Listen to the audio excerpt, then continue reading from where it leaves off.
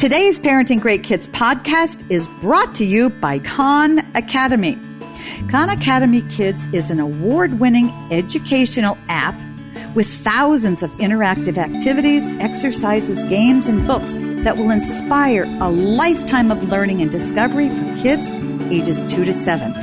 It covers a range of subjects including early literacy, reading, writing, math, social, emotional learning, plus creative and physical activities. And best of all, it's 100% free. Learn more at khan.co/freeKidsApp. That's KHAN.co/freeKidsApp. Download it today and let the joyful learning begin. For 30 plus years, I've seen every type of child grow up. Instead of giving me what I wanted, she gave me what I needed, which was truth. Don't let emotions win. Let truth win. Do your very best, and you should have a lot of fun while you do it. And the better you get at something, the more fun you're going to have at something. You moms and dads are wired with everything you need to be a parent to a great kid.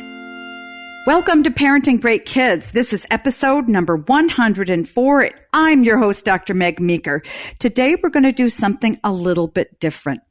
I decided to talk to you about the coronavirus, how to talk to your kids about it, and how to keep yourself from going crazy if your kids are all home and you are as well.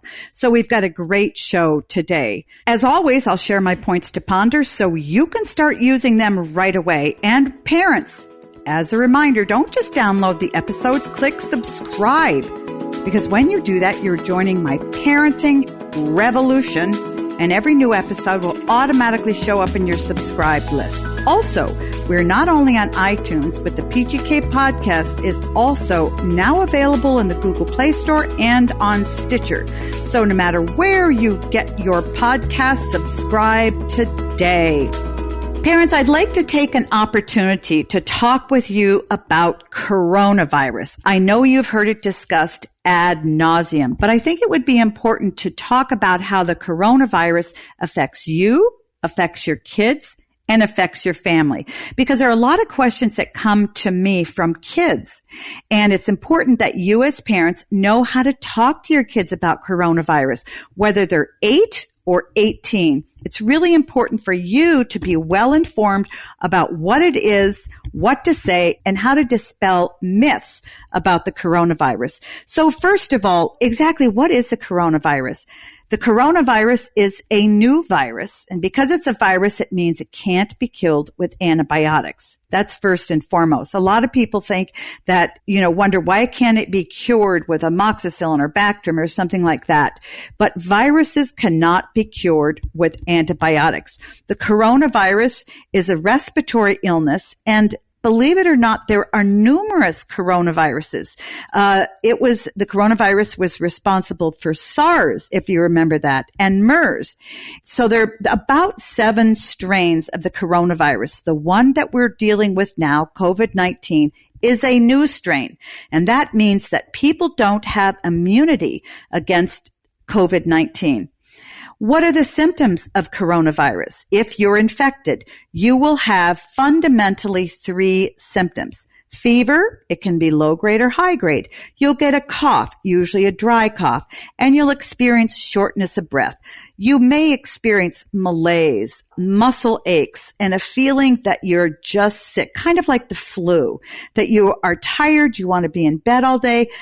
But kids can experience very mild symptoms or no symptoms at all if they get infected. If you have not been exposed that you know of, it's really important that you take precautions that the Center for Disease Control and Prevention is advising. First, you should have no close contact with any sick person or anyone who tests positive for COVID-19. It's important that you not touch your eyes, your mouth, or your face. And wash your hands. Particularly important to teach your kids that you need to wash them for at least 20 seconds. That's about the time it takes to sing happy birthday to yourself. If you have been exposed, make sure that you quarantine yourself for 14 days from the time you were exposed, 14 days from the time that you were last exposed to COVID-19. Many parents ask, can you get coronavirus from food? There have been no cases where people have gotten COVID-19 from food, so don't be afraid of picking it up that way. COVID-19 is spread through respiratory droplets that people spread from one person to another. That means if you touch your nose and then you touch another person's face, they could get COVID-19. If you cough on them or they cough on you, if you are too close with them and they're talking and they tend to spit on you, sorry for the kind of crass illustration there, but it's important to know about. So anytime you've come in contact with a person and you've been very close to them and they've sneezed or coughed, you have a pretty good chance of contracting COVID-19.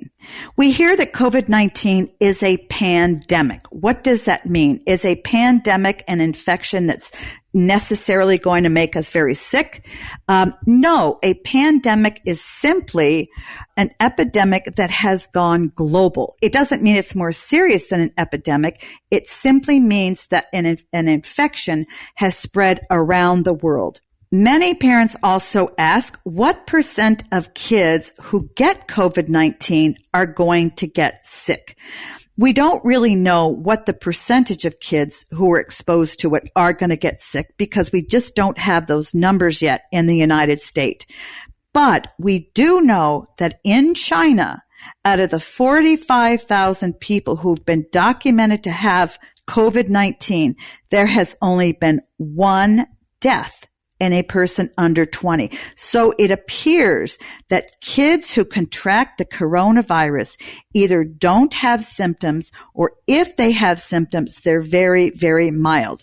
We are seeing kids who are able to fight off coronavirus better than adults. We don't know exactly why that is, but it's really great for parents to know. If your child has been exposed to somebody with coronavirus, it's probably going to be an adult. Again, it's important for you to quarantine your child just the way you would quarantine yourself. Many parents have asked, are we going overboard in shutting down schools and universities? You know, we never know if we're going overboard until the virus has passed. But at this point, what we're trying to do in the United States is get the virus to stop spreading as quickly as we can. We're doing it primarily to help the elderly and those who have an immune compromised illness. So even though we're not worried that we're necessarily going to get sick or that our kids are necessarily going to get sick, we want to prevent exposure and spread of the virus to those who are highest at risk. We know that kids carry the coronavirus even though they may not appear ill. So because kids can carry it and spread it around so easily, and because kids aren't necessarily used to taking the precautions that parents are used to taking, like washing their hands and not touching their face and nose, it's really important that we keep coronavirus from spreading in the schools because kids are carriers. That's why we've shut down a lot of schools. It's not because we fear for our kids. It's because we have to decrease the amount of spread in the United States. Again, as we look back, we may see that maybe we were overreacting. We may see that we weren't overreacting at all and that the virus got out of control. But it's really important to err on the side of being overcautious rather than undercautious. Parents, I hope you're enjoying our podcast today. We need to take a quick break, but don't go anywhere. I'll be right back with more of my explanation of coronavirus. Parents, teencounseling.com connects your 13 to 19-year-old with a licensed professional counselor right where they spend most of their time, on their smartphone. The process starts by completing a short questionnaire to help them understand your relationship with your teen and their specific needs. You'll then be matched with a skilled therapist in teencounseling.com's network of specialists who will be available to start communicating within 24 hours. you'll have the opportunity to review their credentials and directly communicate with the counselor to make sure it's a good fit. Then, once you approve, the counselor and your teen will begin communicating directly. Teen counseling is committed to facilitating great therapeutic matches, so it's easy and free to change counselors if needed. It's also more affordable than traditional counseling, and financial aid is available. So visit teencounseling.com/Meg and help your teen take charge of their mental health with the help of an experienced professional. Parenting Great Kids with Dr. Meg Meeker listeners can get 10% off your first month at teencounseling.com/Meg. Designed with measurements from millions of women, Third Love's bra styles are made to fit your life.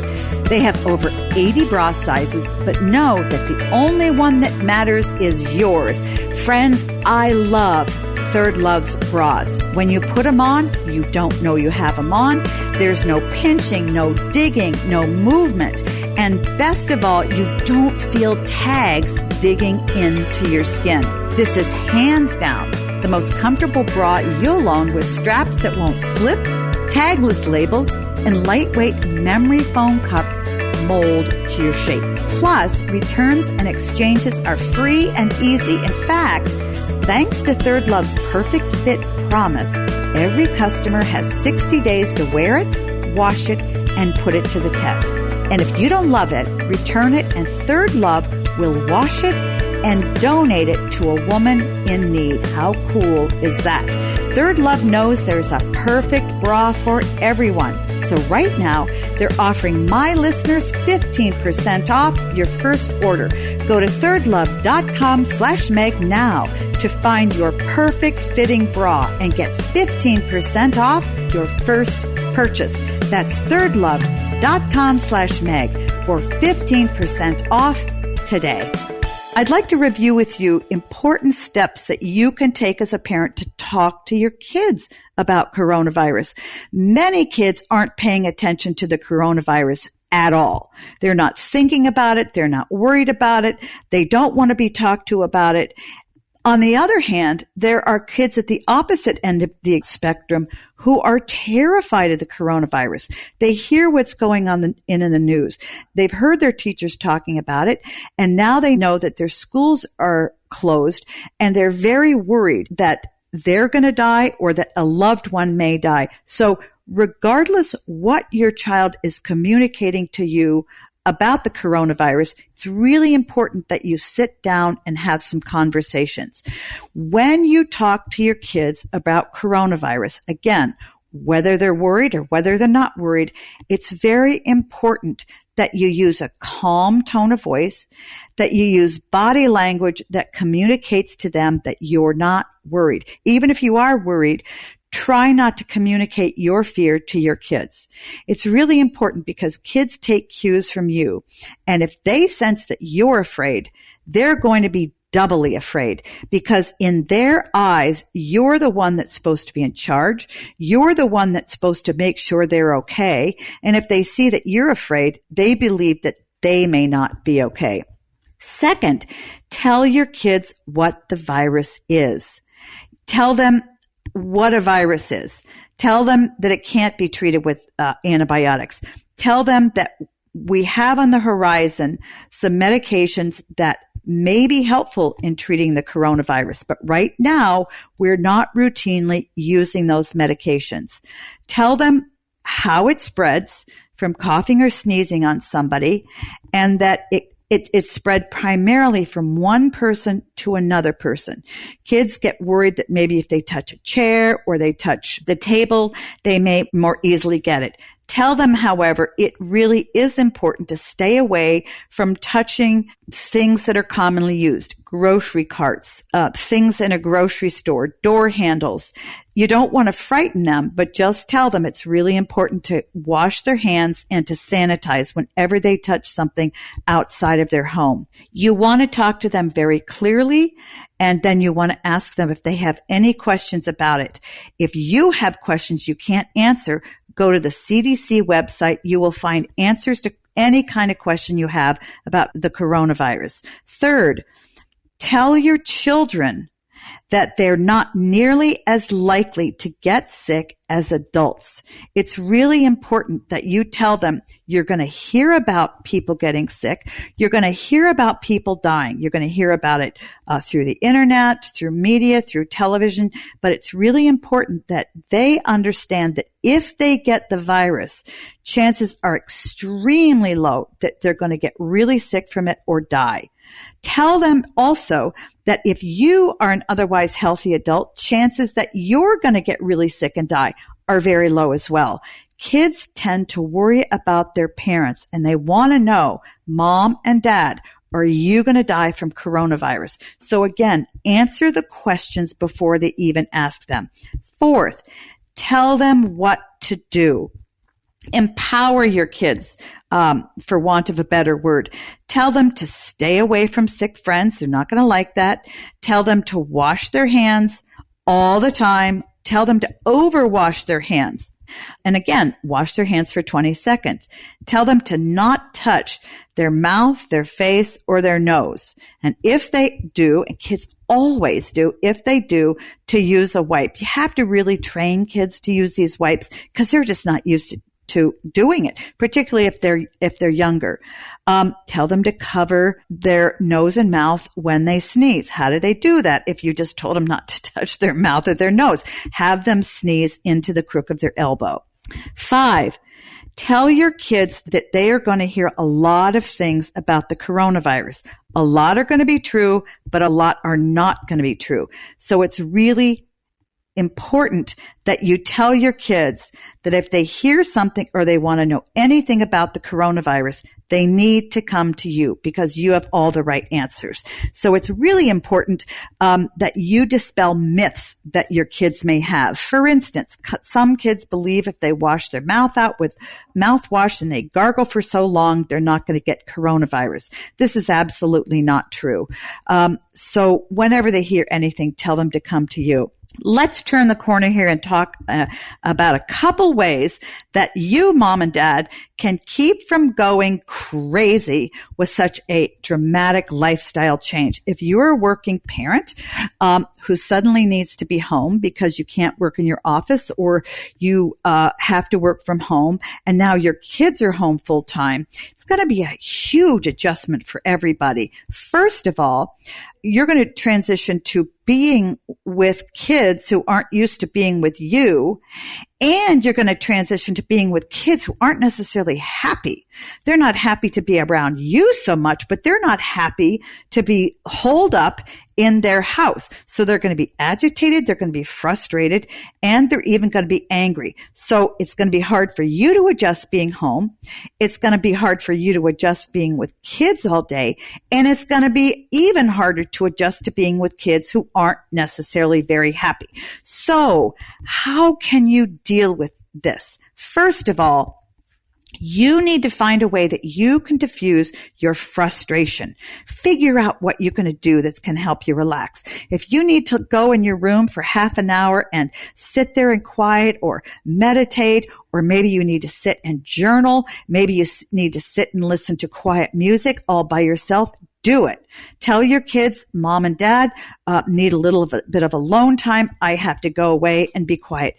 It's really important that you do something like that. Maybe you need to go outside for a walk, but you just need to separate yourself for your kids. Tell them that you need to do that in order to be a happier mom or dad to be around.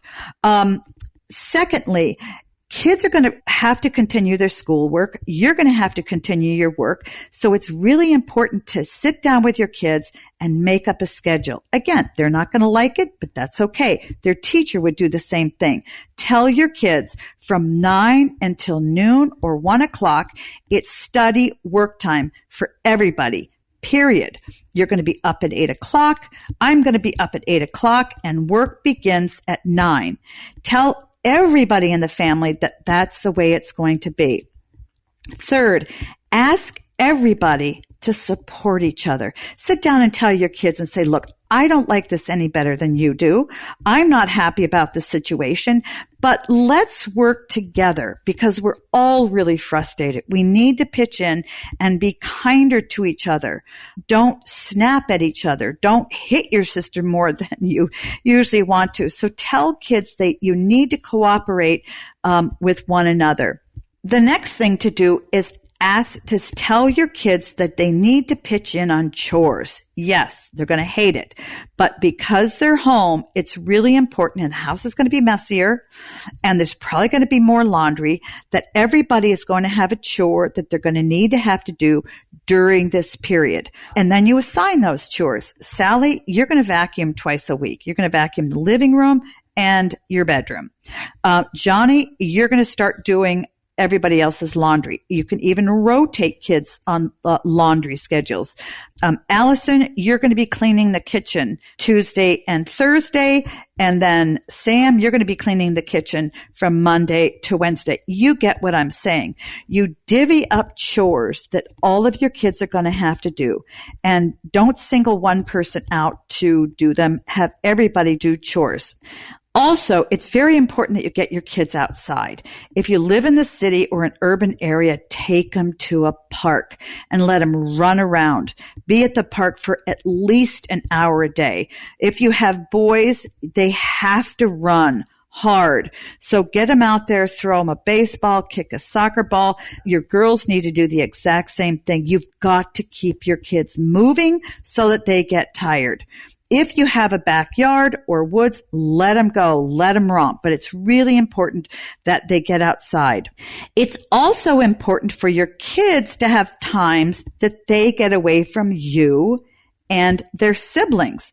So tell your kids that it's important for them to have some quiet time on their own. Maybe they can go to their room for half an hour or an hour and listen to music or read or do something. But it's really important to recognize that they need time away from everybody else too.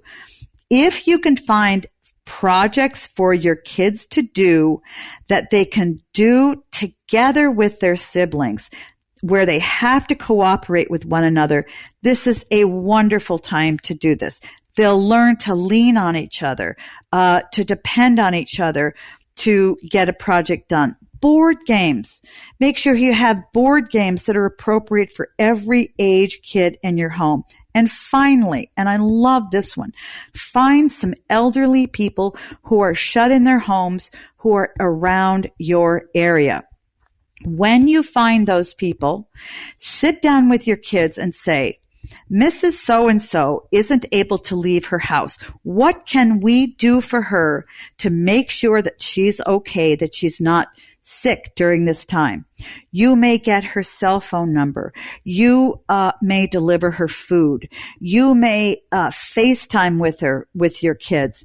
You may ask her what she needs and have a healthy person, usually you, bring it to her. If you don't want to interact with her, that's fine. Leave it on her front step. But talk to your kids about the needs of others, not just their own frustration and their needs. It'll really help get their minds off of themselves, their mind off of their own misery, and think about another person. Lastly, I would like to encourage all of you parents who pray with your kids to add in the coronavirus and its infectivity on our country to your prayer list. It's really important that you pray with your kids for anybody out there, kids or adults, who may be infected with the virus, that they recover quickly and they return to health. It's also important that you pray that the virus will be contained and gotten under control as quickly as possible. Again, that gives kids something positive to do, and it asks the God of the universe, who is in charge of everything, to bring the virus and the effects of the virus quickly under control. Points to ponder. 1, quell your fear. You know, many parents feel frightened. Some parents don't feel fear at all. But if you are one of the parents that feels frightened for yourself or for your kids, take a big deep breath and tell yourself that if you get it and you're otherwise a healthy adult, chances are you're going to do very, very well with the virus. Also, it's important for you to communicate to your kids that you are not afraid, even if you're feeling anxious. Make sure your kids feel that you've got everything in control, that your job is to protect them and make sure they're safe, and that as far as they are concerned, if they're under 18, the risk of them getting a serious infection is extremely low. You can tell them if they do get the infection, they may or may not even have symptoms. If they have symptoms, they'll have a low-grade fever, a cough, and sometimes that's it. If they do get the infection, again, they may not even have symptoms. So it's important not to let fear take over you or your kids. 2, talk to your kids about the importance of pulling together during this time until the coronavirus goes away. Life at home will be a whole lot easier for you and your kids if you sit down and talk with them and say, you know what, guys, this is hard for everybody. It's hard for me. It's hard for Dad. It's hard for you. And we are experiencing some major lifestyle changes. I want you to understand they're not going to last forever. But in the meantime, it's really important for us as a family to pull together and to help each other. No one likes being in this situation. So we really need to support one another. Telling your kids that you as a family need to work together will really help the kids understand that you're all in it together. 3, explain precautions they need to take in order to decrease their chances of getting the coronavirus. I know you've heard it a million times. Hand washing, making sure you're distancing yourself from other people. Don't go with crowds. Don't travel a whole lot. But don't assume that your kids know the same precautions that you do, particularly if they're 10 years old and younger.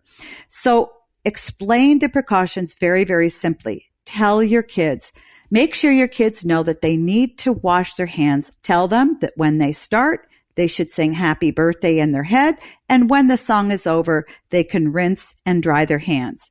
Length of time that you're washing your hands is very important. Teach them to use hand sanitizer. Make sure it's over 60% alcohol. Keep it around your house. Make sure they have wipes in their backpack or their purse. Keep them in the car, wherever you go. Again, teach them to use those wipes. Kids aren't used to wiping their hands the way you or I do.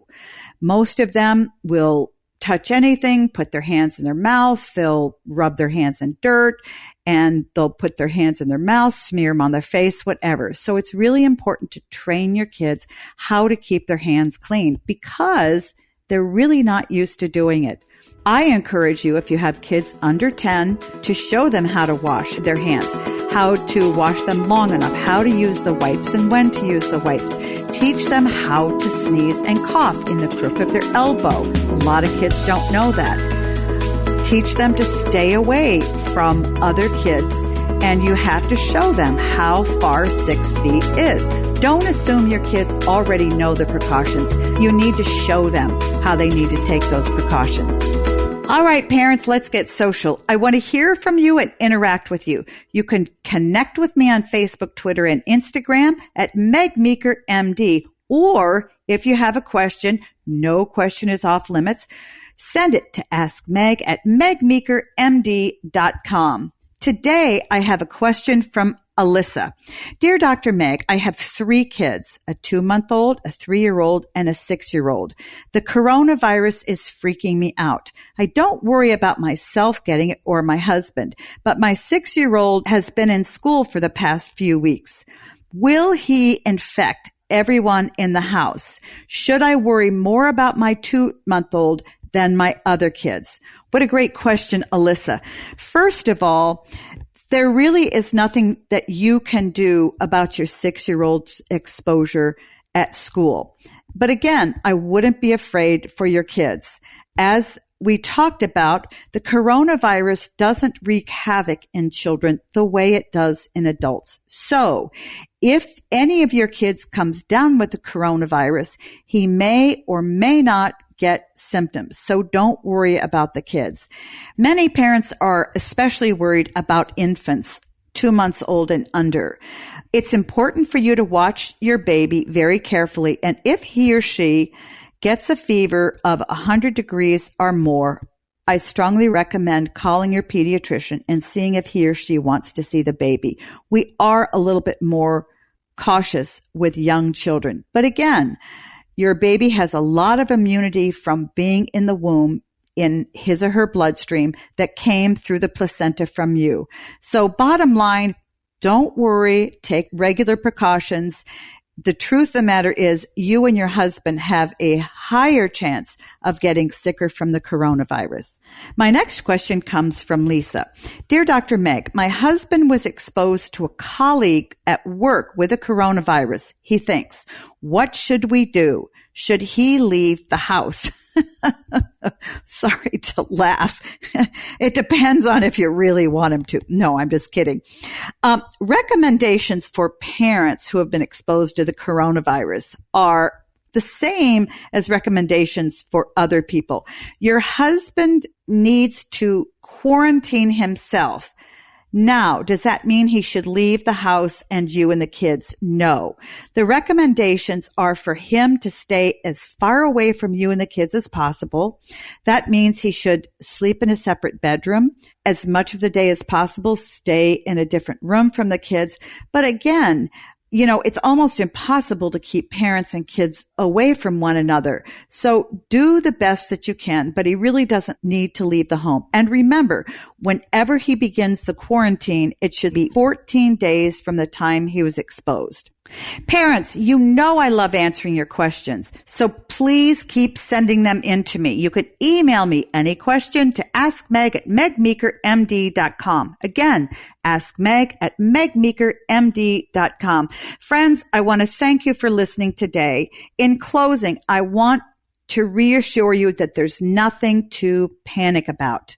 If you want to hear this podcast over or find anything else that I'm writing about the coronavirus or anything else you'd like to hear about, go to meekerparenting.com. We have so much information for you there.